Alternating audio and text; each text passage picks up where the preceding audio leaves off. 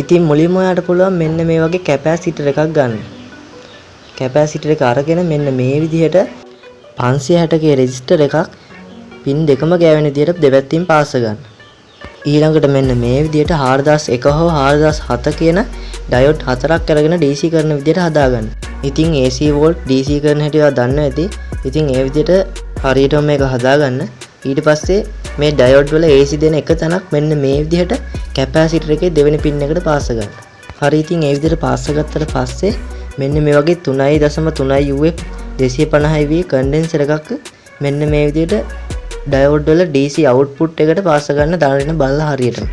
ඊළඟට එතෙන්ටම මේ විදිහට නැවතත් 560k රෙසිස්ටර් එකක් පාස ගන්න. දාන්නටයි රිනටයි.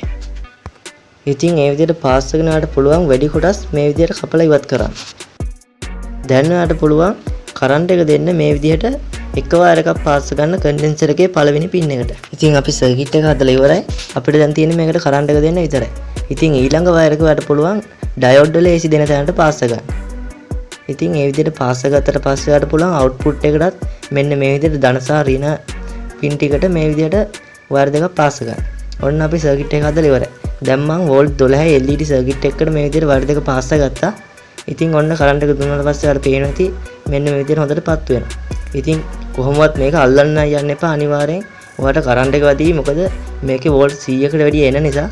ඉතින් ඔයාලට පුළුවන් මේකට වෝල්ට් 100ක බල්බයක් උනක් පත්තු කරන්න. ඉතින් මම මේ විදිහට පෙන්නන්න. ඉතින් වෝල්ට් 100 බල්බ් සර්කිට් එක තමයි මේක. ඉතින් ඔයාලට පේනවා ඇති ඒකත් පත්තු වෙනවා. ඉතින් මම නැවතත් කියනවා මේක අල්ලන්න යන්න එපා. මේකේ වෝල්ට් 100කට වැඩි එන නිසා.